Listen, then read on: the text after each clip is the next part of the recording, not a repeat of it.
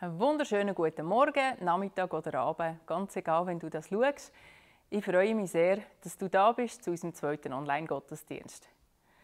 Ich finde es cool, dass wir uns treffen dürfen, auch wenn es mal ein bisschen in anderer Form ist, um unser Gotteswort zu vertiefen. Er bleibt gleich, in alle Ewigkeit. Egal, ob es stürmt, ob es hagelt, ob Ferienstimmung oder Corona-Krise herrscht, Gott ist da. Und er gibt uns durch sein Wort ein Fundament, wo wir sicher draufstehen dürfen. Darum freue ich mich, dass der Luca eine coole Botschaft für uns parat hat, die uns auch in diesen Zeiten hilft, fokussiert zu sein auf unseren guten Gott. Sicher kennst du das Sprichwort, Geld allein macht nicht glücklich. Hey, ich habe als Vorbereitung auf die Message im Internet mal noch ein bisschen gesucht, was es noch für Variationen gibt von dem Sprichwort. Da gibt es zum Beispiel die Variation, Geld allein macht nicht glücklich, aber es hilft.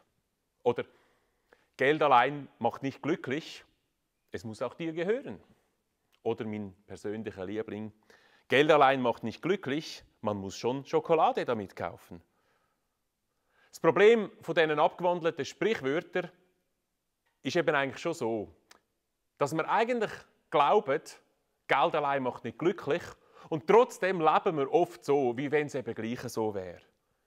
Heute wollen wir miteinander entdecken, wie wir Geld und Glück zusammenbringen können.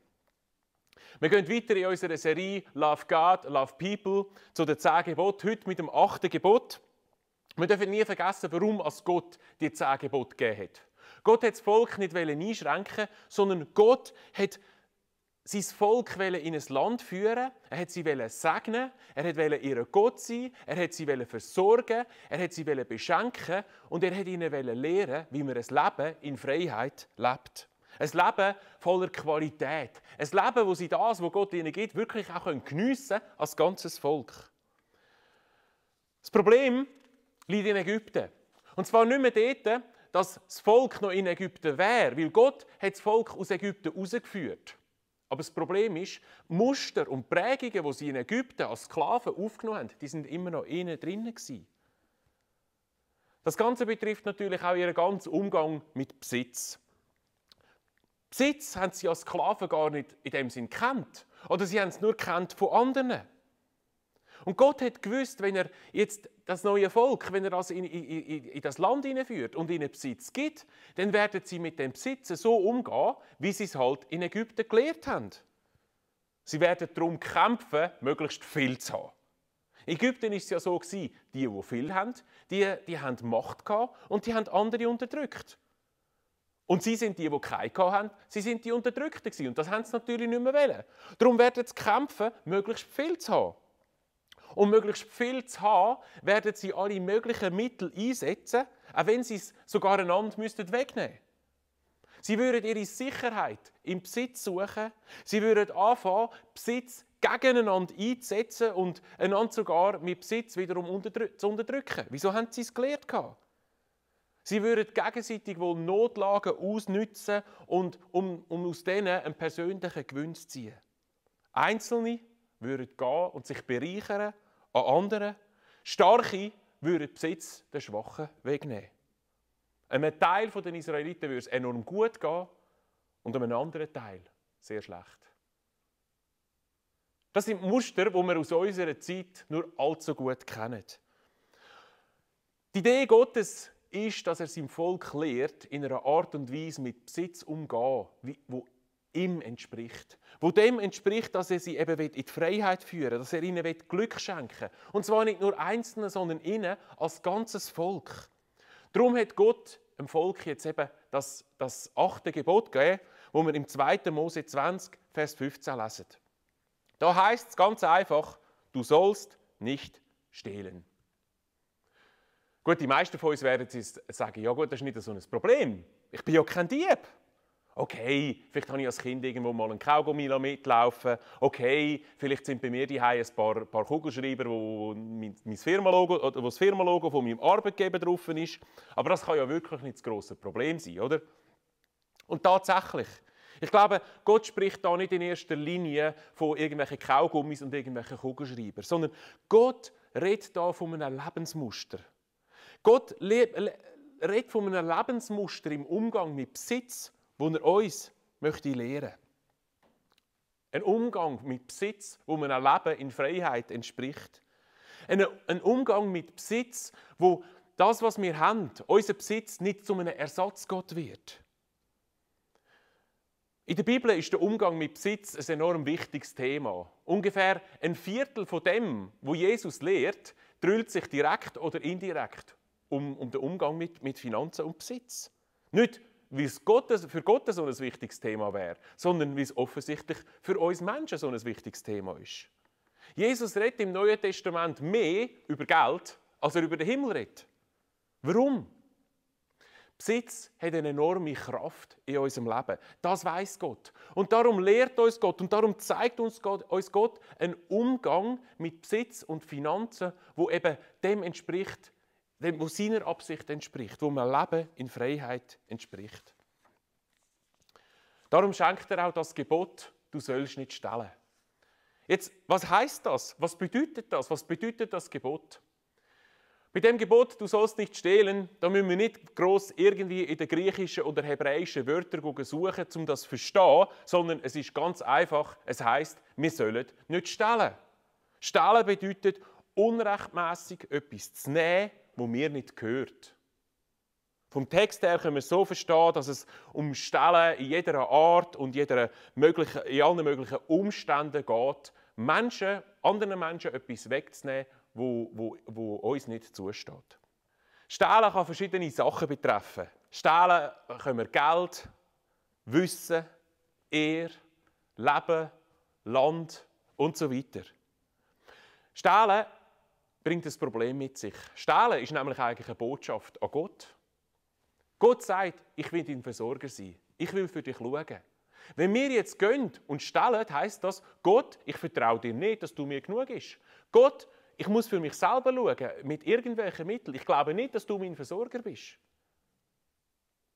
Stehlen bedeutet aber auch, dass ich meinem Nächsten den Segen Gottes raube. Wenn Menschen stehlen, nehmen wir jemandem etwas weg, das Gott ihm gegeben hat und nicht mir. Wir können jetzt natürlich die Frage nach dem Nicht-Stehlen umkehren und uns die Frage stellen, wie sieht denn ein göttlicher Umgang mit Besitz aus? Gott hat ganz grundsätzlich einen anderen Umgang mit Besitz. Gott kann aus der Fülle handeln. Die Bibel sagt uns in Psalm 24, Vers 1, dass Gott alles gehört. Dem Herrn gehört die ganze Erde mit allem, was darauf lebt. Und wir dürfen lernen, Menschen zu sein, die aus dem Muster heraus handeln, weil das ist die Art und Weise, wie Gott funktioniert. Stehlen führt nie in Freiheit. Stehlen führt immer in eine neue Form von Gefangenschaft. Wenn wir uns bewusst sind, dass Gott uns versorgt, dass wir gesegnet sind von Gott, können wir lernen, anders, freiheitlich zu handeln. Ich möchte heute mit uns 4 biblische Prinzipien anschauen, wie wir in finanzieller Freiheit leben können. 4 Art und Weisen, 4 Prinzipien, die wir in unserem Leben umsetzen können, die genau so das Gegenstück sind von dem, du sollst nicht stehlen, die ein Leben beschreiben von einem Menschen, der weiss, dass Gott der Versorger ist. Das erste Prinzip, das wir miteinander anschauen, ist das Prinzip der Verwalterschaft. Gott macht uns zum Verwalter von dem, was er uns gegeben hat. Bei den Israeliten war es relativ klar, woher ihr Besitz gekommen ist. Sie sind in ein Land hineingekommen, wo ganz offensichtlich Gott ihnen geschenkt hat. Gott hat sie dorthin geführt, hat sie mit dem Land beschenkt, hat ihnen gezeigt, wie sie aufteilen sollen, sodass es gerecht ist. Gott hat sie jetzt zu Verwalter gemacht von dem Land und ihnen ist das sehr wohl bewusst gewesen. In unserer Zeit sieht es oft ein bisschen anders aus. Wir haben doch tatsächlich manchmal das Gefühl, dass der Besitz, die Finanzen, die Sachen, die wir haben, dass wir uns die selber angeeignet haben oder selber verdient haben. Ja, es stimmt. Wir haben gearbeitet und Lohn bekommen. Wir haben vielleicht etwas geerbt. Vielleicht hast du im Lotto gewonnen. Das ist wohl wahr. Aber woher kommt das, was wir haben, schlussendlich? Wer hat uns am Schluss die Möglichkeiten gegeben, zu arbeiten, Gaben gegeben, zu arbeiten? Wer hat uns schlussendlich versorgt? Weißt, schlussendlich ist Gott der Eigentümer von allem. Wir sind nur die Verwalter. Wenn wir verstehen, dass aller Besitz, alles Geld, das wir haben, dass uns das von Gott zur Verwaltung gegeben ist, dann ändert das auch unseren Umgang mit Besitz. Wenn wir nämlich verstehen, es gehört alles Gott. Der Vers, den ich vorher schon gelesen habe, in Psalm 24, Vers 1, dem Herrn gehört die ganze Erde mit allem, was darauf lebt. Dann dürfen wir wissen, hey, alles, was wir haben, hat Gott uns gegeben und wir dürfen gute Verwalter sein damit. Ich meine, wir sind ja auf dieser Erde irgendwo nur so ein bisschen Durchreisende. Hey, wir kommen nackt und ohne Geld kommen wir auf die Welt und unser letztes Hemd hat schlussendlich auch keine Tasche. Und alles, was wir zwischendurch haben, hat Gott uns zur Verfügung gegeben. Hat Gott uns gegeben, dass wir gute Verwalter damit sein können. Die Bibel ruft uns jetzt dazu auf, gute Verwalter zu sein. Ich möchte gerne lesen aus Lukas 16, Vers 11. Da heißt es nämlich, wenn ihr also im Umgang mit dem leidigen Geld nicht zuverlässig seid, wird euch niemand das wirklich Wertvolle anvertrauen. Den Vers können wir auch umkehren und sagen, hey, wenn wir aber gute Verwalter sind, dann kann Gott uns mehr anvertrauen. Dann kann Gott uns brauchen, dass wir mit dem Besitz, mit dem, was er uns gibt, seine Ziele verfolgen können. Vielleicht bist du da und sagst, ich habe wenig. Bei mir gibt es nicht wahnsinnig zu viel zu verwalten. Hey, du darfst aber eins wissen. Gott ist dein Versorger. Und du darfst von dem, was du hast, ein guter Verwalter sein. Und du darfst dich darauf verlassen, dass Gott dich versorgt, auch in schwierigen Zeiten. Vielleicht bist du da und sagst, hey, ich habe viel. Hey, denk daran, du bist ein Verwalter. Ein Verwalter von dem, was Gott dir gegeben hat. Nutz das, was Gott dir anvertraut hat, um seinem Ziel zu dienen. Dann kann er dich schlussendlich sogar noch über mehr stellen. Hey, Verwalter dürfen sein und nicht Eigentümer müssen sein, ist etwas enorm Befreiendes. Entspricht dem Freiheitsmuster, was Gott will geben. Es ist befreiend, weil wir nicht mehr im Besitz hinterherjagen müssen, sondern dürfen wissen, dass das, was Gott uns gegeben hat, dass wir das geniessen dürfen und gemäss seinen Zielen einsetzen. Hey, wir sind frei in den Sachen Finanzen, wenn wir verstehen, wir sind Verwalter, nicht Eigentümer. Das zweite Prinzip für finanzielle Freiheit ist Integrität. Integrität bedeutet so viel wie Unversehrtheit, intakt, vollständig. In unserem Verhalten bedeutet schlussendlich, dass das, was ich glaube und das, was ich sage, mit dem übereinstimmt, was ich auch tue.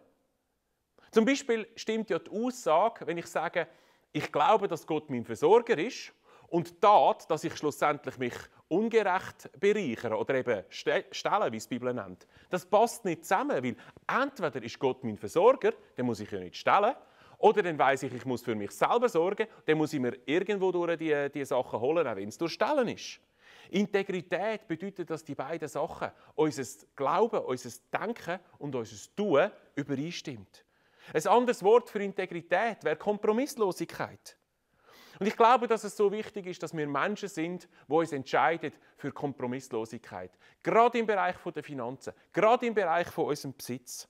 Und so viele Menschen in der heutigen Zeit, die gehen Kompromisse ein. Sie stellen, sie machen irgendwelche illegalen Geschäfte, Schwarzgeld, irgendwelche Absprachen, Steueroptimierungen, die vielleicht auch gar nicht mehr so legal sind. Weisst, ich glaube, es gibt kein Kavaliersdelikt, es gibt nur Kompromiss.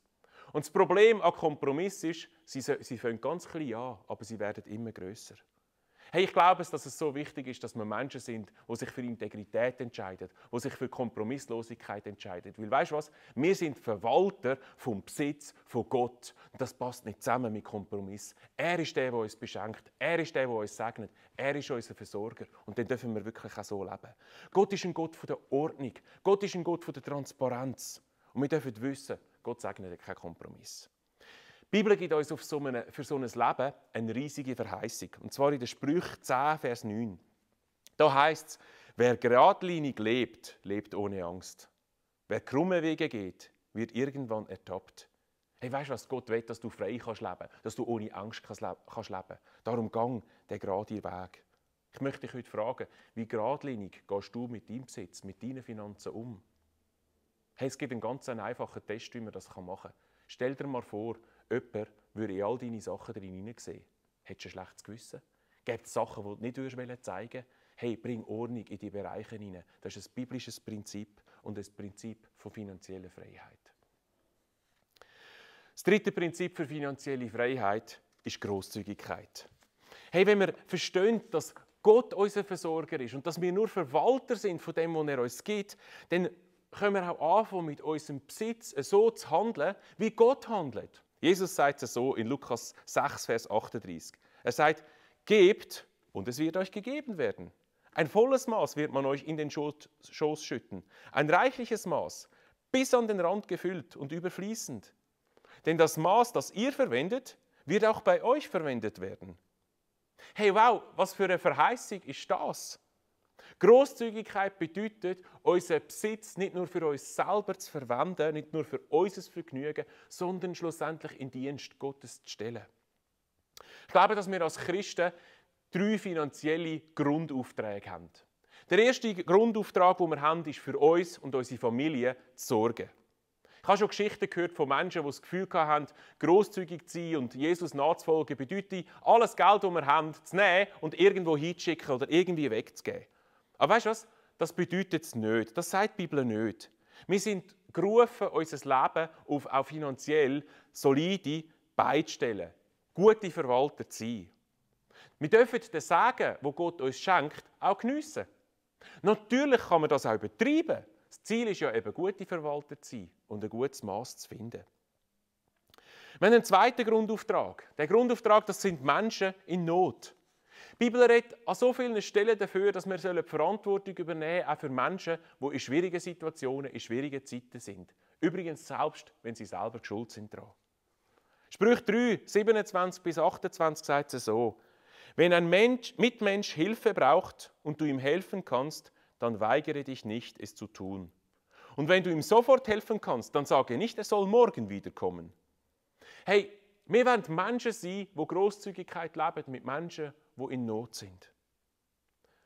Und der dritte Grundauftrag, den wir haben, ist die Gemeinde und das Reich Gottes. Weißt, wir haben als Menschen, die Jesus nachfolgen, auch einen Auftrag. Nämlich, dass die Liebe und die Hoffnung von Jesus bis an hinterst letzte Ecke der ganzen Welt kann kommen. Und das passiert schlussendlich durch die Gemeinde. Und das ist möglich, weil so viele Menschen auch das immer unterstützen und so grosszügig sind mit der Gemeinde. Hey, ich möchte die Stelle nutzen, um all denen, die auch in Silbern immer wieder so grosszügig sind, einfach ganz, ganz herzlich Danke sagen. Es ist so schön, mit euch zusammen eine Gemeinde bauen und immer wieder auf eure Grosszügigkeit zu zählen. Es ist einfach so wunderbar und ich möchte euch ganz, ganz herzlich Danke sagen.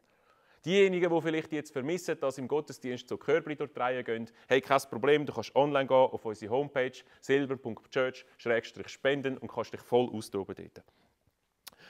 Natürlich kann man jetzt ja die Frage stellen, wenn man die Aufträge auch wahrnimmt, könnte man sagen, hey, wenn ich grosszügig bin, dann habe ich ja nichts für mich. Dann bleibt weniger für mich zurück. Wieso soll ich grosszügig sein? Und weißt, auf die eine Seite stimmt das. Oft, wenn wir grosszügig sind, haben wir im ersten Moment weniger für uns. Aber die Bibel gibt uns eine Verheißung. Jesus sagt nämlich, wer gibt, dem wird geben. Wir geben Besitz und kommen oft anders retour rüber. Etwas von dem, was wir zum Beispiel zurückbekommen, ist Zufriedenheit. Jesus sagt, geben macht glücklicher als nehmen. Hey, und Gott will, dass du glücklich kannst sein. Gott will, dass du Freiheit kannst leben und dass du einen grosszügigen Lebensstil wirklich auch kannst leben. Dann bist du nämlich in der Freiheit. Und das vierte Prinzip für finanzielle Freiheit ist Genügsamkeit. Wie viel Geld braucht ein Mensch, um glücklich zu sein? Es hat einmal ganz einen reichen Mann gegeben, der hat mir gefragt, wie viel brauchen Sie denn noch, dass Sie sagen, jetzt habe ich genug? Wie viel brauchen Sie noch, dass Sie sagen können, hey, es langt, jetzt bin ich glücklich? Der Mann hat studiert und hat noch eine ganz ehrliche Antwort gegeben und hat gesagt, ja, einfach immer noch ein bisschen mehr. Hey, weißt du, das ist genau das, was unsere Gesellschaft glaubt. Das ist genau das, was so oft wir selber auch glauben. Hey, wir leben hier bei uns in der Schweiz oft schon ein Leben, wo sich so verhält, wie wenn wir glauben würden, dass Geld glücklich macht. Aber schlussendlich ist es doch eben gleich nicht so. Wir sind eine der reichsten Nationen auf der Welt, aber sind wir auch eine der glücklichsten?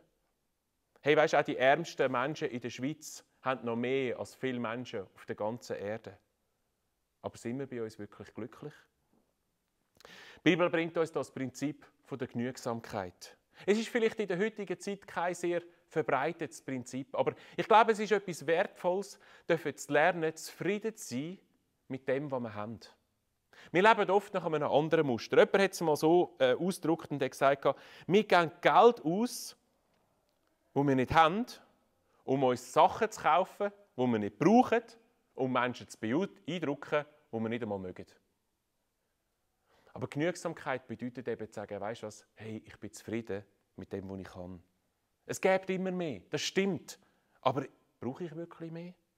Es gibt immer mehr, wo man sich noch aneignen könnte. Aber brauche ich das? Werde ich wirklich glücklicher?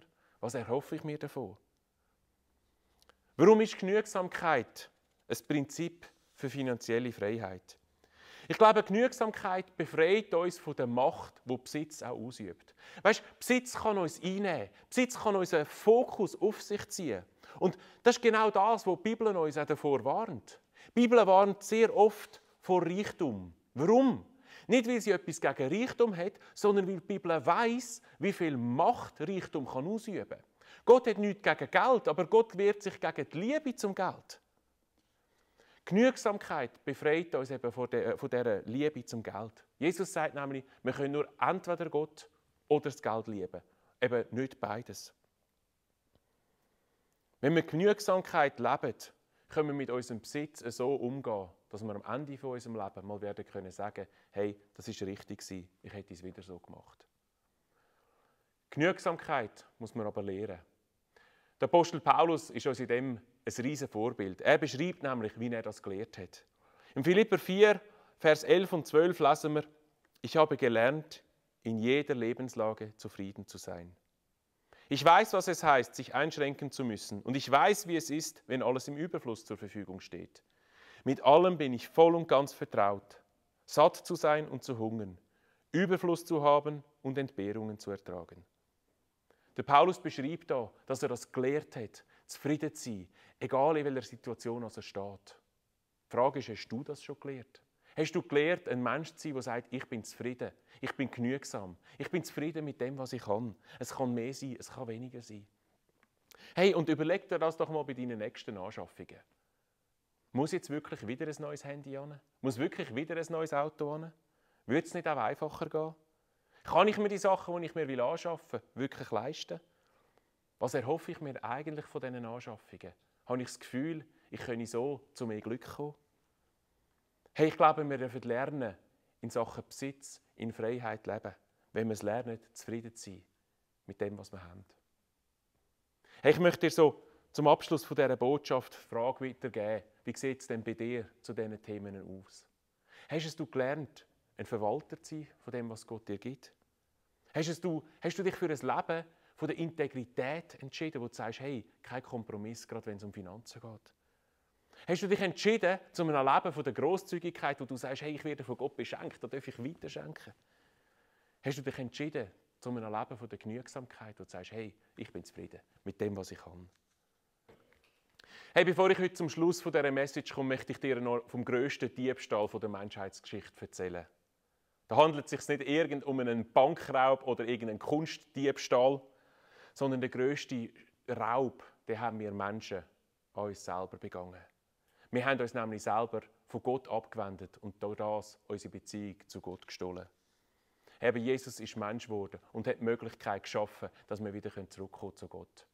Hey, und vielleicht hast du noch nie so eine persönliche Entscheidung für Jesus getroffen. Heute ist dein Tag. Ich möchte dich ganz herzlich einladen, wieder in Beziehung zu treten mit Gott. Du kannst Jesus in dein Leben aufnehmen, Jesus in dein Leben einladen. Hey, und weißt du, was er wird machen? Er wird dir eine lebendige Beziehung zum Vater im Himmel schenken. Er wird dir deine Schuld vergeben. Er wird dir seine Liebe schenken. Er wird dich annehmen und er wird dein Leben verändern. Weil Gott möchte dich beschenken. Gott möchte grosszügig mit dir sein. Gott möchte dir seine Liebe geben. Und er möchte, dass du in Beziehung mit ihm kannst sein. Hey, triff doch heute die Entscheidung. Ich möchte gerne für dich beten.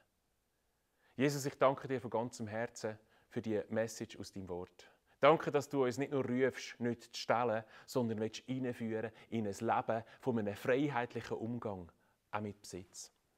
Vater, ich möchte dich ganz speziell bitten für die Menschen, die noch keine lebendige Beziehung zu dir haben. Dass sie gerade am heutigen Tag Jesus in ihr Leben aufnehmen dürfen. Das grösste Geschenk, das du uns auch nur geben kannst, nämlich Jesus. Dass sie es in ihr Leben aufnehmen und dass sie reinkommen in eine Beziehung zu dir. Und dass sie es erleben, wie du ihr Leben veränderst, neu machst und auf eine ganz neue Basis stellst.